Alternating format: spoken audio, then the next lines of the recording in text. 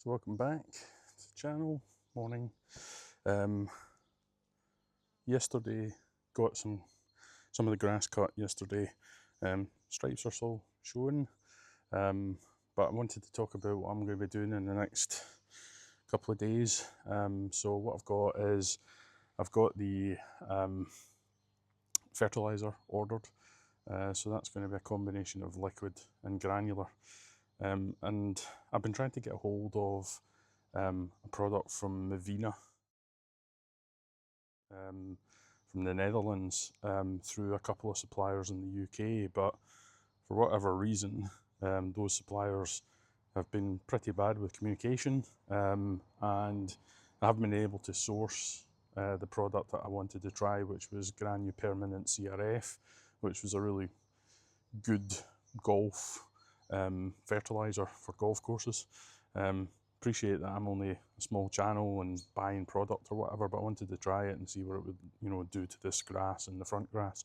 But as I said, I've not really been able to get the products, etc. So because of that, I've had to adjust my plans a wee bit. So what I've decided to do is try out Vista in the UK, which we sourced from A1 Lawns in the UK, and I've went with their L1 nitrogen liquid, which is a reasonable liquid mix with some iron and a few other things in it as well. It's a high nitrogen boost, so should get the grass growing and green it up a little bit. And then the second product is their long life fertiliser product, which is 1417 NPK, and it's got trace elements, it's got calcium, and it's also got a significant quantity of magnesium in it. So the magnesium should help green up the grass a little bit, and keep it going for 2 to 3 months. It's a long life fertiliser, so it's not something you need to top up on a regular basis. So put it down, should give me sort of 8 weeks minimum of potential for feed in the grass. And then the liquid, I got that in a 10 litre tub. I can do that liquid application every 3 weeks, and that'll just keep on top of giving the grass some nutrients that it can help itself and maintain the look throughout the year. So this is how it's looking at the moment. It's not looking too bad.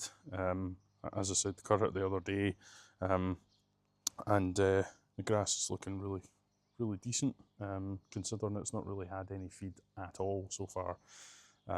So what I'm going to be doing is doing a little bit of watering today. So just wanted to get on with that. It's quite a nice day in general, which is great. But I'll show you some of the things I use for watering. So I'm just going to go and turn the tap on and do that. So what do I use from a tap perspective? So earlier in the year, I think in May, I got a larger tap installed on the outside of the property.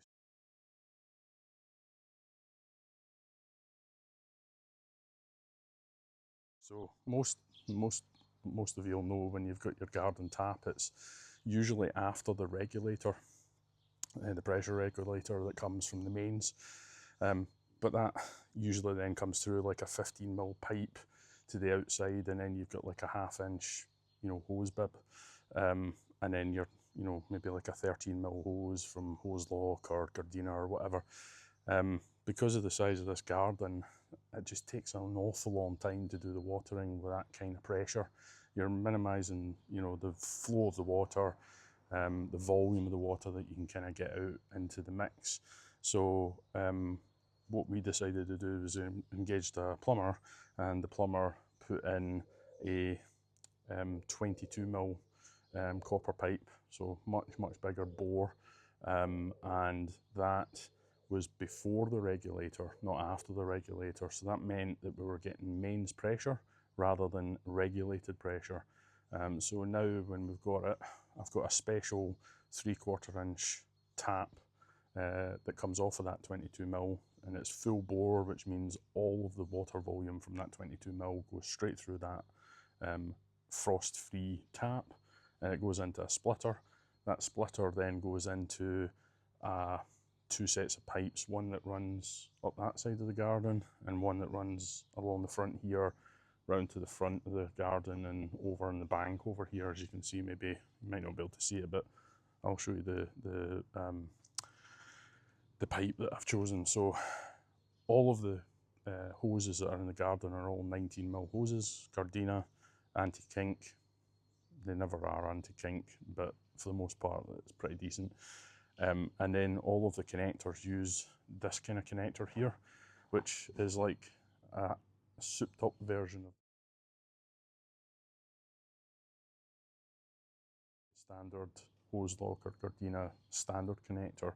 This is called a Profi connector, and this Profi connector allows you to get much bigger water volume flow through your connections and out into your garden. So this is full bore, pretty much all the way from that size at the end there, all the way through the pipe to the end is full bore pressure. So that makes it really, really good for watering. So I'll show you what I'm going to be doing, and you can see the pressure difference. All the pine cones are on the grass, which is a pain. So just going around the side here.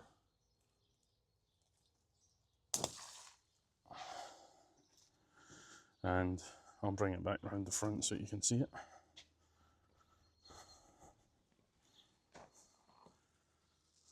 So this is the hose. You can see it's heavy duty gauge hose. It's got a Profi connector at the end here. This is a regulated Profi connector, so it's got a valve on the end. And just to let you see the pressure difference, if I just put this down so I don't drop it, if I then just open the valve up, you'll see the water volume that comes out of that. That's just a quarter of what the water pressure is, and you can see how much I'm getting through that connection. It's really, really good, and it helps with the gardening and the watering that I have to do here. So if I turn that off just now and then connect it with this connector here,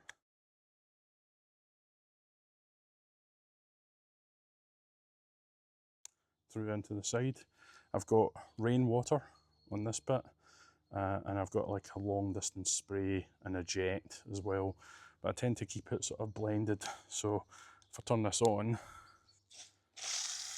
you'll now see the volume of the water that's coming through this. Okay, it's a wee bit less than what the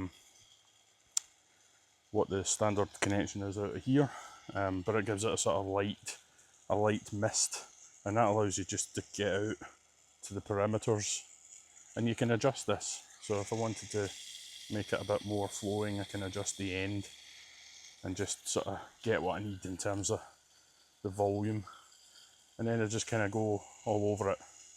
Now, there's so many different views and opinions on watering, right? So when to do it, the opportune moments and time, etc. You know, lots of people say, no, you can't do it during the day because it'll evaporate too quickly. You can't do it at night because you can encourage, you know, disease in your grass and fungus and all that kind of stuff because it gets damp and sweaty and all that kind of thing. The best time to water your garden is in the morning at sort of 6 to half 6 in the morning. Well, most of us have got jobs, most of us got lives, and we're not going to be out there watering at that time in the morning, let's be fair. Unless you're someone that lives in the United States that have got, or maybe other parts of the world that have got an irrigation system all over your lawn, and you know, you turn it on in a timer and it just comes on and gives you that boost. Nobody's really going to do that. So what I do is I water when I can, and then maybe in a dry spell try to do it maybe twice a day, something like that. Last year when I was doing this lawn, in terms of looking after it and overseeding it and going through that process of growing it out, I was watering 4 times a day. I was able to do that because I took some time off work and you know, adjusted my lifestyle to, you know, being able to get out in the garden and do what I needed to do.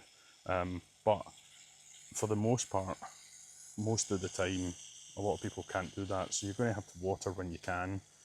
And most of that will be maybe a late afternoon if you're working from home, or the morning if you're lucky to work at home as well.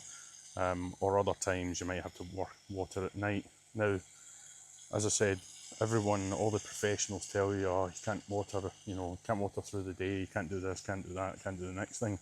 Well, see that up there? That's called the sky.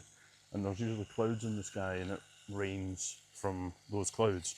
And you can't tell Mother Nature, I'm sorry, can you just not water at this time or water at that time? Mother Nature will water whenever she's goddamn ready to do it. So it's the same for me. If Mother Nature can water your garden at any time, then you can water your garden at any time. It's just inappropriate. You just need to know how much to put on.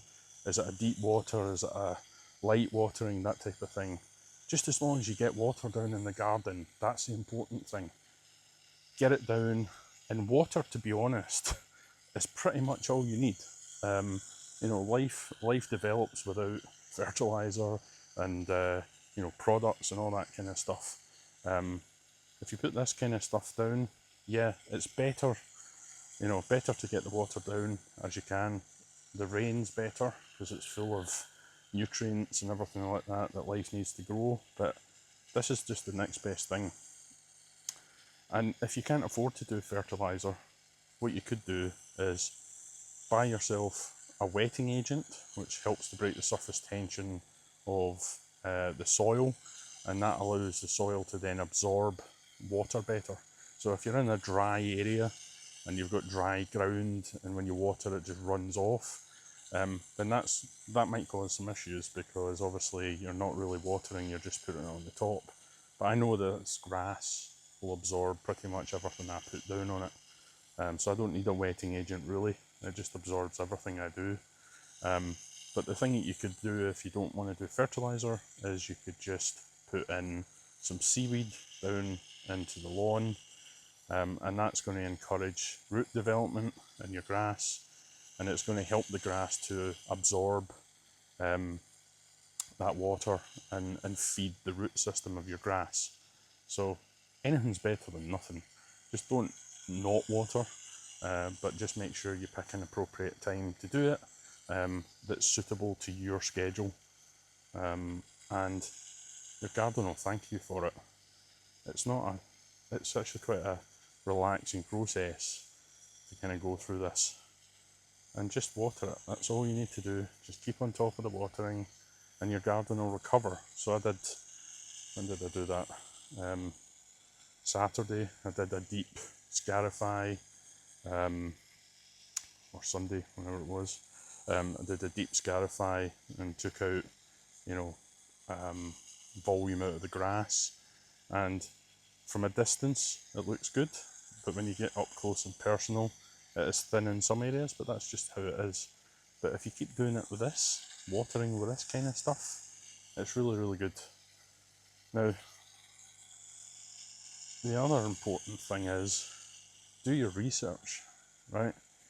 I did all the, you know, the usual things. I bought a 13mm hose last year, bought all the fittings for it, but it didn't make any difference really, because the garden, still a big garden, still takes time to, you know, go through that process, and I just felt that the water pressure wasn't there.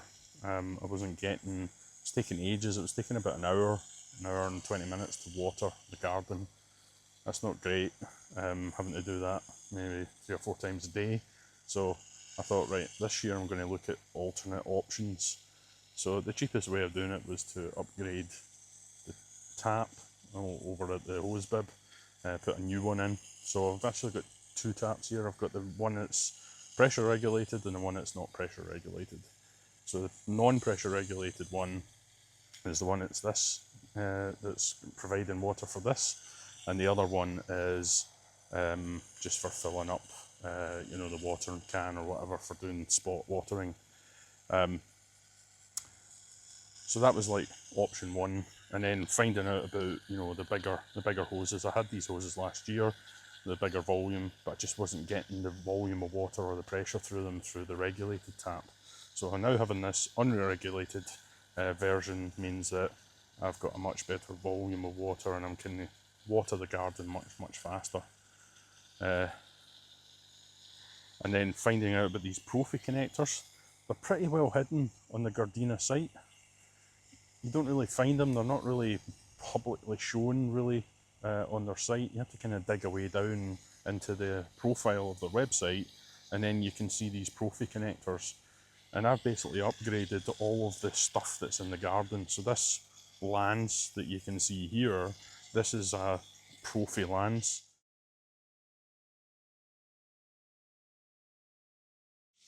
Which is like a watering can spray.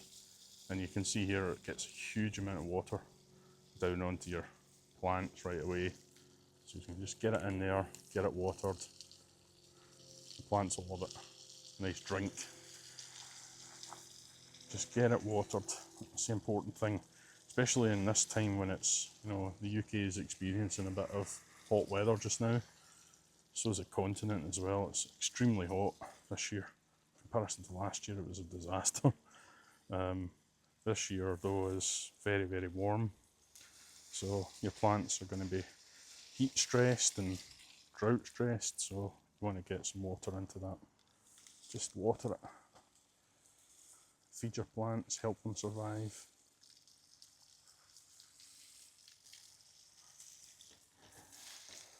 I used to work in a garden centre when I was a student, and the guy that looked after the gardening section, he said to me, you know, when it was raining outside, he was like, "Oh, you still need to water.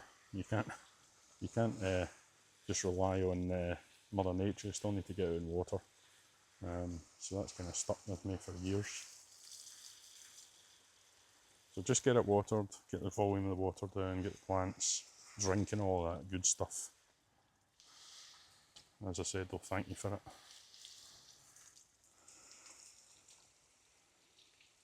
Nice clematis here, got dahlias here.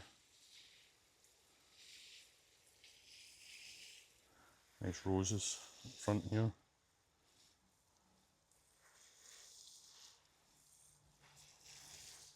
All the smells in the garden this year, it's just wonderful.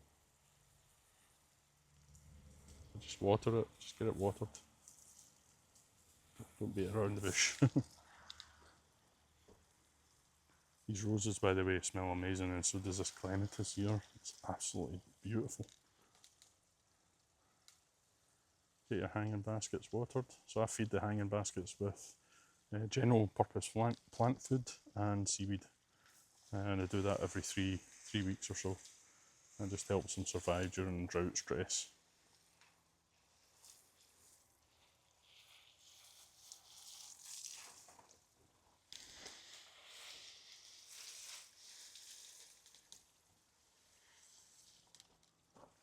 They'll be frightened. When it rains heavily, you can't say to Mother Nature, "Can you turn that off because you're drowning my plants?" No, it doesn't work like that. So that's the first part done. That made some sense. I'll link some of the products in the description of this video so that you can have a look for yourself. I'm not sponsored by Gardena in any shape or form, but I really like the products. They're good quality. They last long. They don't give up easily. They don't break easily. They don't leak. I've not had any leaks. Touch wood. No leaks so far. They just work.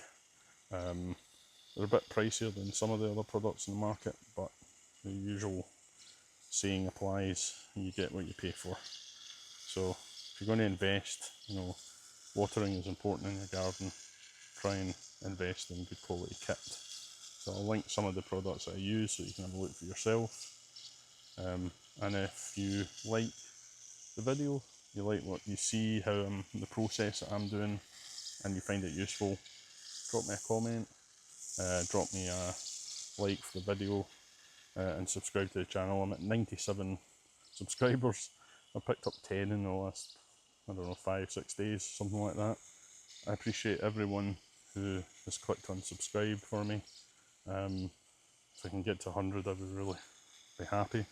And then grow to 500, and once you're at 500, 1,000 doesn't seem that far away, so I'm trying to get to my 1,000 goal.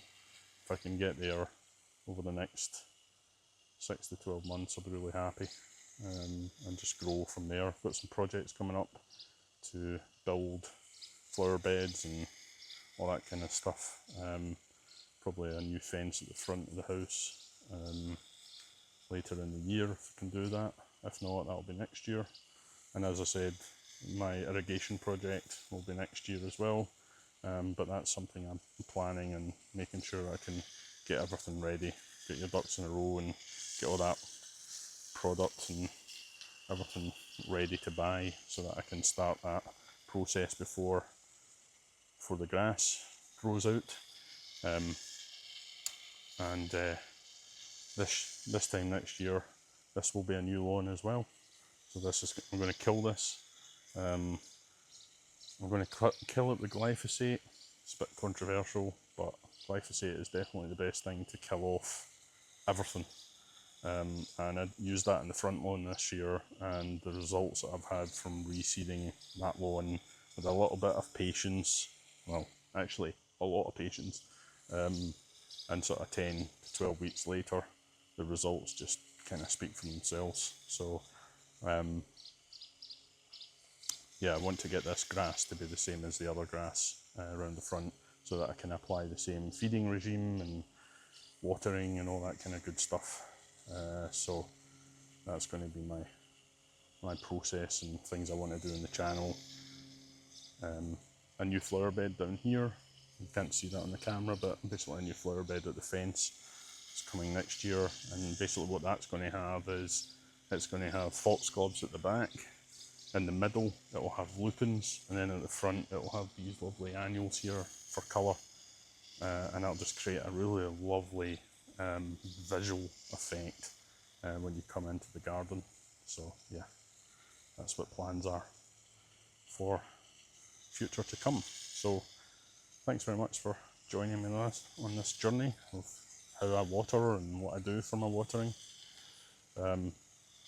As I said, if you've got the time and you find this useful and you want to learn more about Profi connectors and hose, Gardena, hose lock, all that kind of good stuff, I'll link some of the products I use in the video. If you find it useful, drop me a like, drop me a subscribe, and help me reach my goals. I'm not doing this for the ego or anything like this. I'm just trying to do it to see if it makes a difference to anyone, and you learn something, you want to learn about this process and join me on the journey, then please do drop me a subscribe. I would really appreciate it. So thanks very much, guys. I'll catch you on the next one. Cheers.